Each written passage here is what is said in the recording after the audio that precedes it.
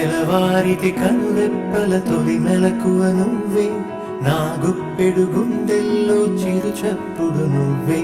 పొలమారితే నీ మనసుకి అది నా పొరపాటే, నీ పేరే పలకడమే పెదవుల కలవాటే. వెన్నెలలా ఉంటుందే నీ పక్కన చోటే, వేకువలా చూస్తోందే నువ్వు నడిచిన బాటే.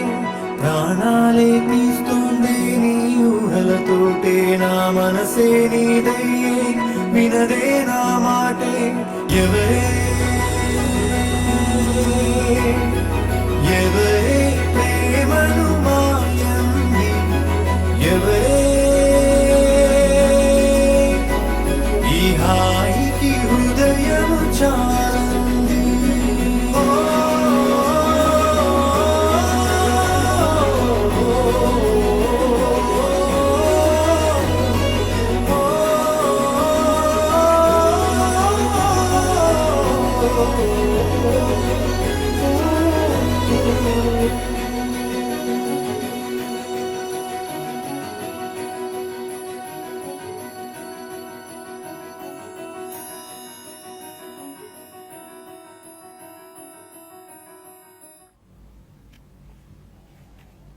Good morning. News and hair oil సమర్పిస్తున్న బిజినెస్ బ్రేక్ఫాస్ట్ షోకి స్వాగతం. మగువల మనసు దోచుకున్న మన్మధుడు ఆయనే, నాటి యువతరాన్ని ఓ ఊపు ఊపిన యువ సామ్రాట్టు ఆయనే. సో తరాలతో నిమిత్తం లేకుండా తన కెరీర్, తన సినిమా ప్రయాణాన్ని సాగిస్తూ చక్కటి చిత్రాలు మనకు అందిస్తూ మనల్ని అందరినీ అలరింపజేస్తున్న కింగ్ నాగార్జునకి జన్మదిన శుభాకాంక్షలు తెలియజేస్తుంది TV5. Happy birthday Nag. So Malayalam cinema చరిత్రలో హైయెస్ట్ కలెక్షన్స్ సాధించిన చిత్రం ప్రేమం. సో 70 కోట్లకు పైగా వసూళ్లు సాధించిన ప్రేమం అదే టైటిల్తో తెలుగులో కూడా విడుదల కాబోతోంది, రీమేక్ అవుతోంది. సో నాగ చైతన్యకు జోడీగా శృతి హాసన్, అనుపమ పరమేశ్వరన్, మడోనా సెబాస్టియన్ నటిస్తున్నారు. సితారా ఎంటర్టైన్మెంట్స్ బ్యానర్లో నాగవంశీ, పిడి ప్రసాద్లు నిర్మించిన ఈ మూవీ దసరాకి విడుదల కాబోతుంది. దసరా పండుగను మనకు మరింత పండుగమయంగా చేయబోతోంది. నాగ చైతన్య 3 షేడ్స్లో కనిపించే ఈ చిత్రంలోంచి ఒక రొమాంటిక్ సాంగ్ను నాగార్జున బర్త్డే సందర్భంగా నిన్న ఆ చిత్ర యూనిట్ విడుదల చేసింది. ఆ సాంగ్ ఎక్స్క్లూజివ్గా మీకు ఇప్పుడు TV5లో అందించడం జరిగింది. సో ఫస్ట్ టైం TV5 ఈ సాంగ్ను మీకు అందించిన ఘనత కూడా నాగార్జున బర్త్డే సందర్భంగా. So happy birthday once again to king Nagarjuna. ఇక మరొక విశేషాన్ని కూడా మీకు అందించబోతున్నాం ఇప్పుడు.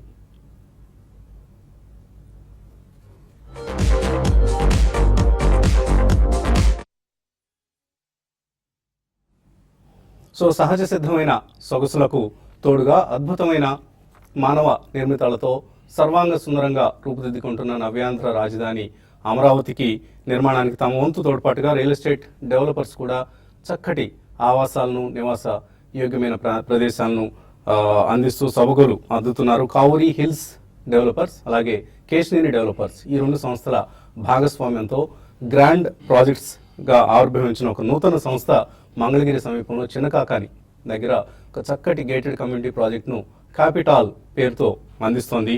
సో శనివారం జరిగిన ఈ ప్రాజెక్ట్ ఆవిష్కరణ చాలా ఘనంగా, వేడుకగా జరిగింది. సో నవ్యాంధ్ర రాజధాని సమీపంలో ఓ 2 లేదా 3 లేదా 4 బెడ్రూమ్ ఫ్లాట్ ఎవరైనా కొనుక్కోవాలనుకుంటే అన్ని రకాలుగా అనువైన ప్రాజెక్ట్ ఇది. సో ఎందుకంటే చక్కటి పేరున్న డెవలపర్స్ కాబట్టి ఎగ్జిక్యూషన్ ఫాస్ట్గా ఉంటుంది. చాలా చక్కగా అనుకున్న సమయానికే నిర్మాణం పూర్తి చేసి హ్యాండ్ ఓవర్ చేసే అవకాశం ఉంటుంది. అలాగే అన్ని అధునాతన సదుపాయాలు ఉన్నాయి ఈ గేటెడ్ కమ్యూనిటీ ప్రాజెక్ట్లో, including a mini theatre complex, first time in that region. So మనకి హైదరాబాద్లో అక్కడక్కడ కనిపిస్తుంటాయి, కానీ అమరావతి సమీపంలో వస్తున్న గేటెడ్ కమ్యూనిటీ ప్రాజెక్ట్స్లో మినీ థియేటర్ కూడా ఉన్న ఏకైక ప్రాజెక్ట్ ఇది. సో 7 ఎకరాల ప్రాంతంలో విస్తీర్ణంలో చక్కటి గేటెడ్ కమ్యూనిటీగా ప్రాజెక్టుగా రూపుదిద్దుకుంటుంది. సో ఎవరైనా ఈ సమయంలో ఇల్లు కొనుక్కోవాలంటే definitely it's one of the best ఆపర్చునిటీగా చెప్పుకోవచ్చు. ఎందుకంటే ప్రైసెస్ ఇప్పుడిప్పుడే కాస్త కూల్ అవుతున్నాయి. అమరావతి సమీపంలో ఇంతకుముందు బాగా తారాస్థాయికి చేరిన ప్రైసెస్ కాస్త ఇప్పుడు కాస్త దిగి వచ్చాయి కాబట్టి అందుబాటులోనే కనిపిస్తోంది. సుమారుగా 4,000 రూపాయల చదరపు అడుగు దొరుకుతున్న ఈ ప్రాజెక్ట్ శనివారం ఆవిష్కరణకు సంబంధించిన దృశ్యాలను మీరు ఇప్పుడు చూస్తున్నారు. ఇక మన రెగ్యులర్ టాపిక్ స్టాక్ మార్కెట్స్ విషయానికి వస్తే ఏషియన్ మార్కెట్స్లో ఒక జపాన్ మినహాయిస్తే మిగతా ఇండిసెస్ అన్నీ కూడా నష్టాల్లో మనకు కనిపిస్తున్న సమయం ఇది. అందరూ ఏదో చూసిన శుక్రవారం నాటి Jackson whole speech, federal chairperson Janet Ellen speech ముగిసింది. సో ఒక గ్రాడ్యువల్ రేట్ హైక్స్కి రంగం సిద్ధమవుతున్నట్లుగా జేనెట్ ఎలెన్ తన స్పీచ్లో తెలియజేశారు. So labour market continues to strengthen. So I believe the case for increase in the fed funds rate has స్ట్రెంథెండ్ in recent months అంటూ fed chairperson Janet Ellen స్పష్టంగా చెప్పారు. ఈ నేపథ్యంలో చాలామంది ఇంక్లూడింగ్ స్టాన్లీ ఫిషర్ అనే ఒక ఫెడ్ గవర్నర్తో సహా వీళ్ళందరూ ఏం చెప్తున్నారంటే సెప్టెంబర్లోనే రేట్ హైక్ ఉండొచ్చు, లేదా కనీసం ఈ 2 సార్లు ఈ సంవత్సరంలో అంటే డిసెంబర్లోగా 2 రేట్ హైక్స్ కూడా ఉండొచ్చు అంటూ ఒక సూచన ప్రాయంగా తెలియజేయడం జరుగుతోంది. అందువల్లనే ఫెడ్ చైర్పర్సన్ స్పీచ్ ముందు 94.3 దగ్గర ఉన్న డాలర్ ఇండెక్స్ ఇప్పుడు 95.5కి చేరింది. సో డాలర్ స్ట్రెంగ్త్ పుంజుకుంటోంది. అంటే మన రూపాయి లాంటి కరెన్సీలు మళ్ళీ వీక్ కాబోతున్నాయి. మనం ఫ్రైడే చూసాం రూపీ చాలా స్ట్రాంగ్గా క్లోజ్ అయింది, కానీ ఇవాళ బహుశా వీక్గా ఓపెన్ అయ్యే అవకాశం కనిపిస్తుంది. అలాగే 10-year బాండ్ ఈల్డ్ 1.57 నుంచి 1.62కి ఇంప్రూవ్ అయింది, పెరిగింది. So fed fund rate futures చూసినా కూడా మనకు 60% chance for a rate hike in September అన్న ఒక ఇండికేషన్ వస్తుంది. సో ఇవన్నీ కూడా అక్కడ ఈక్విటీ మార్కెట్స్ మీద, వరల్డ్ ఈక్విటీ మార్కెట్స్ మీద ప్రభావం చూపించే అంశాలు కాబట్టి కేర్ఫుల్గా అర్థం చేసుకోవాలి. ఈ నేపథ్యంలో మన మార్కెట్స్ కొద్దిగా వీక్గా ఓపెన్ కాబోతున్నాయి. బట్ సెప్టెంబర్ సిరీస్ మొదటి రోజు అంటే లాస్ట్ ఫ్రైడే మాత్రం మార్కెట్స్ కొంత ఎఫ్ఐఎస్ బయింగ్ చూసాం. మనం ఆల్మోస్ట్ 300 crores పైగా స్టాక్స్ని ఎఫ్ఐఎస్ కొనడం చూసాం. కొంత గ్యాప్ తర్వాత ఎఫ్ఐఎస్ నుంచి ఈ విధంగా బయింగ్ చూసాం. కాబట్టి మేబీ సెప్టెంబర్ సిరీస్ సంబంధించి కొద్దిగా హోప్స్ కనిపిస్తున్నాయి, ఎక్స్పెక్టేషన్స్ కనిపిస్తున్నాయి. సో ఇటు ఎలా ఓపెన్ అవుతుంది మార్కెట్, ఎలా ట్రేడ్ అవుతుంది అన్న అంశానికి సంబంధించి మనకు విశ్లేషణ అందించేందుకు అనలిస్ట్ సిద్ధంగా ఉన్నారు. సారీ, నా గొంతు ఇంకా అందుబాటులోకి రాలేదు, సౌలభ్యానికి కాస్త అంతరాయం ఏర్పడింది, ప్రేక్షకులు క్షమించాలి. సో ఎటువంటి ట్రెండ్ మీరు ఎక్స్పెక్ట్ చేస్తున్నారు సెప్టెంబర్ సిరీస్ సంబంధించి? బేసికలీ కన్సాలిడేషన్ కొద్దిగా కొనసాగే అవకాశం ఎక్కువ కనిపిస్తుందండి. ఎందుకంటే మనకి టైం వైజ్ కరెక్షన్ అనేది కొంచెం జరగాలి. ఆల్మోస్ట్ లాస్ట్ 6 months లో చూసుకుంటే మనకి అన్ఇంటరప్టెడ్ పాజిటివ్ నేచర్ చూసాం. అండ్ బయింగ్ కూడా చాలా స్ట్రాంగ్ గా మనం domestic as well as FIs కూడా చూసాం. లాస్ట్ ఫ్యూ డేస్ గా కొద్దిగా మనకి అది తడబడుతుందండి. సో కన్సాలిడేటెడ్ ఫేజ్ లోనే మూవ్ అవుతుంది. బట్ డెఫినెట్లీ మనకి కొంచెం హోప్ అండ్ హైప్ కూడా పెరుగుతుంది. కాబట్టి ఎక్కువ వీక్నెస్ అయితే మనం చూసే అవకాశం లేదండి. There will be pockets of weakness. But overall market లో మాత్రం మేజర్ కరెక్షన్ అనేది మాత్రం మనం చూడం. స్వల్పంగా కరెక్షన్ ఉంటుంది. అండ్ డెఫినెట్లీ ఒకవేళ సెప్టెంబర్లో ఇంట్రెస్ట్ రేట్ హైక్ అయినా కానీ అందులో ఫారిన్ ఎక్స్చేంజ్ మీద కొద్దిగా ప్రభావం ఎక్కువ చూపిస్తుంది. ఎందుకంటే మనకి రాబోయే కపుల్ ఆఫ్ మంత్స్ లో ఈవెన్ ఎఫ్సిఐఆర్ రీపేమెంట్స్ అవి ఉన్నాయి. కాబట్టి ఐ థింక్ స్టాక్ మార్కెట్స్ మీద స్వల్పంగా ఉండొచ్చు. బట్ అది చాలా షార్ట్ లివ్డ్ ఉంటుందని అనుకుంటున్నాను. ఎందుకంటే మనకి Q1 తర్వాత Q1 రిజల్ట్స్ వచ్చాయి. So next 1 or 2 quarters results పరంగా కార్పొరేట్ సంస్థలు అన్ని కూడా బెటర్ రిజల్ట్స్ పోస్ట్ చేయని అనలిస్ట్ అందరూ కొద్దిగా కన్సెన్సస్ ఒపీనియన్ లో ఉన్నారు. సో ఒకవేళ అటువంటి జరిగితే కనుక డెఫినెట్లీ మనకి చాలా పాజిటివ్ మార్కెట్ ఉండే అవకాశం ఉంది. And structurally we're in a bull run అనే చెప్పొచ్చు, barring minor corrections. So definitely ఈ అవకాశం అనేది ఉపయోగించుకోవాలండి. ఇన్ మై ఒపీనియన్ రాబోయే let's 4 to 6 weeks next 1 month లోపల ఎటువంటి చిన్న ఎక్స్టర్నల్ న్యూస్ పరంగా వీక్నెస్ మార్కెట్ లో వచ్చినా కానీ డొమెస్టిక్ కాకపోయినా I think one should use that అండి. Especially performing sectors like financials కి మాత్రం డెఫినెట్లీ మంచి రోజులు రాబోయే నెక్స్ట్ 2-3 years చాలా స్ట్రాంగ్ గా ఉండే అవకాశం ఉంది. Similarly consumption led themes like automobiles కానివ్వండి, ఈవెన్ స్వల్పంగా మనకి ఎఫ్ఎంసీజీ స్టాక్స్ ఎక్స్పెన్సివ్ ఉన్న కొన్ని డొమెస్టిక్ ఎఫ్ఎంసీజీ స్టాక్స్ మాత్రం ఏ చిన్న వీక్నెస్ వచ్చినా I think one should buy into that also. So ఈ కారణం వలన రాబోయే 1 month లో మాత్రం definitely get ready and buy stocks wherever you see weakness sectorally or even individual companies అనేది. నౌ దట్ సర్టనిటీ అనేది కొద్దిగా మనకి ఎక్స్టర్నల్ న్యూస్ పరంగా కూడా ఉంటుందండి. You can expect rate hike అని చెప్పొచ్చు. బట్ డెఫినెట్లీ 2 rate hikes ఉన్నా కానీ ఆ ఆపర్చునిటీ మాత్రం తప్పకుండా ఇండియన్ స్టాక్ మార్కెట్లో వీక్నెస్ లో ఉపయోగించుకోవాలని చెప్తానండి. సో ఒక 8500, 8700 ఈ రేంజ్లో మనకు నిఫ్టీ ట్రేడ్ అవుతుండడం చూస్తున్నాం. 8500 సపోర్ట్గా 8700 హడిల్గా మనకు కనిపిస్తున్నాయి. వీటిని అధిగమించే ఛాన్స్ ఏదైనా కనిపిస్తుంది? I think last 6 weeks trading pattern కూడా మనం అదే చూస్తున్నాం అండి. 84, 86 అండ్ 87, 28. ఇప్పుడు మీరు చెప్పినట్టు ప్రాబ్లమ్ 85, 87 ఒక 20-30 పాయింట్ ఆపరేషన్ తోటి మార్కెట్ సైడ్ వేస్ లో మూవ్ అవుతుంది చూస్తున్నాం. సో ఏమాత్రం 84, 50 అండ్ 85 వస్తే కనుక అది ఒక డిమాండ్ జోన్ గా మనం పరిగణిస్తాం. సో డెఫినెట్లీ అక్కడ స్టాప్ లాస్ తోటి షార్ట్ టర్మ్ ట్రేడర్స్ కూడా తీసుకోవాలి. మనం గత కొన్ని రోజులుగా ప్రాబ్లీ సెల్ ఆన్ ర్యాలీస్ గానే చెప్తున్నాం. ఓన్లీ 8730 అండ్ 8750 అబోవ్ క్లోజ్ అవుతూనే ఫ్రెష్ బ్రేక్అవుట్ అని అంటున్నాం. సో ఆల్మోస్ట్ మనకి డిమాండ్ జోన్లోకి రావడం చూస్తున్నాం మార్కెట్. మనం ఫ్రైడే రోజు 8572 క్లోజ్ అయింది. సో ప్రాబ్లీ ఇంకో 30-40 పాయింట్స్ పడింది అంటే ప్రాబ్లీ అది ఒక డిమాండ్ జోన్గా ఉంటుంది. కాబట్టి స్ట్రిక్ట్లీ మనకి 50-day మూవింగ్ యావరేజ్ అయితే ఉందో 8482 దాని కింద క్లోజింగ్ బేసిస్లో మేబీ బయాన్ డిప్స్గా ఈ స్టేజ్లో చెప్పుకోవచ్చు. బట్ ఇక్కడ మనం గమనించాల్సింది ఏంటంటే చాలా బిగ్ ర్యాలీ అయితే ఎక్స్పెక్ట్ చేయలేం. ప్రాబ్లీ ఆ 200-300 పాయింట్స్ ఏదైతే రేంజ్ ఉందో ఆ రేంజ్లో ట్రేడ్ అవుతుంది. మనం డిమాండ్ జోన్లో and lower end of the rally ఉన్నాం కాబట్టి ప్రాబ్లీ ఐ థింక్ మనం we should try to buy and about 50-100 points up side వస్తే కనుక మళ్ళీ I think we should book profits. అదేవిధంగా లాస్ట్ 7 to 8 monthsగా మనం మంత్లీ చార్ట్స్లో చూస్తే కనుక ఆల్మోస్ట్ 6825 నుంచి జూలై హై ఏదైతే ఉందో 8674 దాకా కంటిన్యూస్ మనకి ఓన్లీ గ్రీన్ బార్సే రావటం చూసాం. సో ఇలాంటి ర్యాలీ అనేది ప్రాబ్లీ ఒక పాజ్ అనేది డెఫినెట్లీ వస్తుంది ఈ స్టేజ్లో. ఇన్ కేస్ మార్కెట్ 8850, 8900 వెళ్ళినా కూడా ప్రాబ్లీ ఐ థింక్ అక్కడ కొద్దిగా చాలా కాషియస్గా ఉండాలి. ఎందుకంటే 6 to 7 months కంటిన్యూస్ పెరిగిన market at least 1 month I think మనకి రెడ్ బార్ ఇస్తుంది. సో జూలైలో ఏదైతే ఉందో ప్రాబ్లీ 8287 దానికి మనం ప్రిపేర్ అయ్యి probably medium to long term ఎవరైతే ఇన్వెస్ట్ చేయాలనుకుంటారో I think one should start accumulating. But bank Nifty మనకి నిఫ్టీకి భిన్నంగా పర్ఫామ్ చేయడం చూస్తున్నాం. నిఫ్టీ 20-day మూవింగ్ యావరేజ్ కింద క్లోజ్ అయింది. అదే బ్యాంక్ నిఫ్టీ చూస్తే కనుక దాని అబోవ్ ట్రేడ్ అవుతుంది చూస్తున్నాం. సో డెఫినెట్లీ కొద్దిగా స్ట్రాంగ్గా ఉందని చెప్పొచ్చు ఈ స్టేజ్లో. 18,998 అంటే ఆల్మోస్ట్ 19,000 దగ్గర ఒక మేజర్ సపోర్ట్గా మనం పరిగణిస్తాం. సో ఏమాత్రం ఇది 200 పాయింట్స్ 250 పాయింట్స్ కరెక్షన్ వస్తే కనుక ఈవెన్ బ్యాంక్ నిఫ్టీ కూడా బై అనే చెప్తాను. With about 50 to 70 points stop loss. అంటే 20-day మూవింగ్ యావరేజ్ నుంచి ఒక 50 to 70 అంటే 18,900 ఆ దగ్గర స్టాప్ లాస్ పెట్టుకుని బ్యాంక్ నిఫ్టీ కూడా బై అని చెప్తాను. ఈవెన్ బ్యాంక్ నిఫ్టీలో కూడా ఒకవేళ పుల్ బ్యాక్ వచ్చింది అంటే మొన్నటి స్వింగ్ హై 19,490 నుంచి 19,600 దాకా వచ్చే ఛాన్స్ ఎక్కువ ఉంది. ఓకే అండి. ఇన్వెస్టర్స్ నుంచి కాల్స్ అలాగే మెయిల్స్ తీసుకునే ముందు కాసేపు ప్రకటనలు.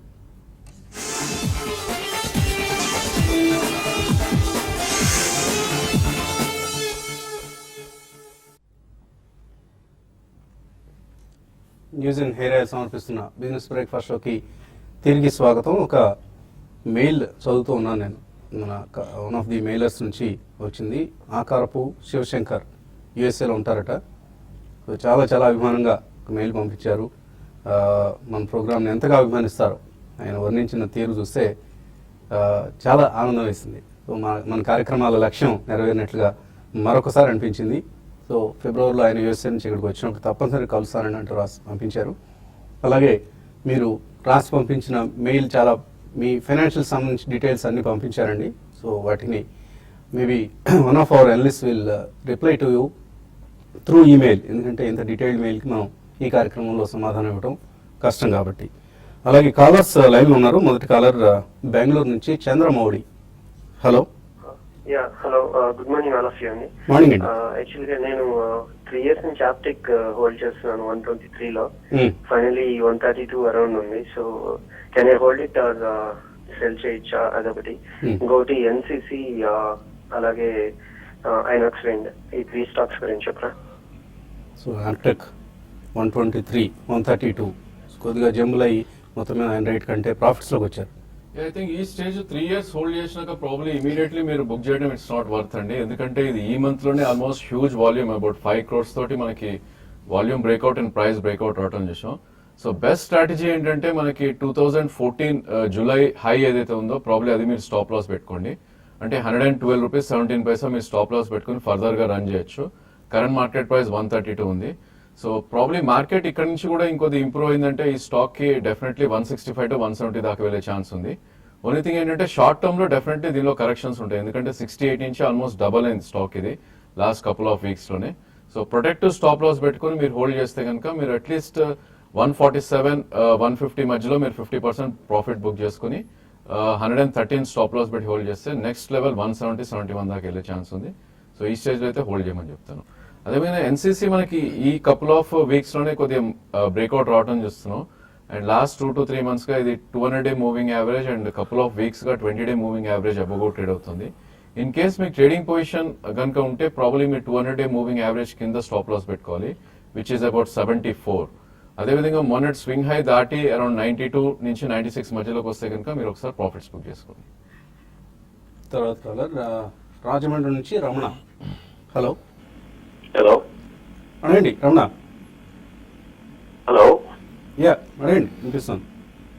సార్ గుడ్ మార్నింగ్ సార్, అలాగే good morning good morning. Sir. నా దగ్గర వెయ్యి 30 lakhs ఉన్నాయి సార్. నాకు ఇంకా లాంగ్ టర్మ్ 2 years కోసం మంచి షేర్ చెప్తారు సార్. ఏషియన్ పెయింట్స్ ఒకటి, లేకపోతే అలాంటివి కానీ రెండట్లేదు. ఏండి? ఎస్బీఐ కూడా మీరు చెప్పింది సార్, 157 లో కొన్నాను 200 shares. Very good.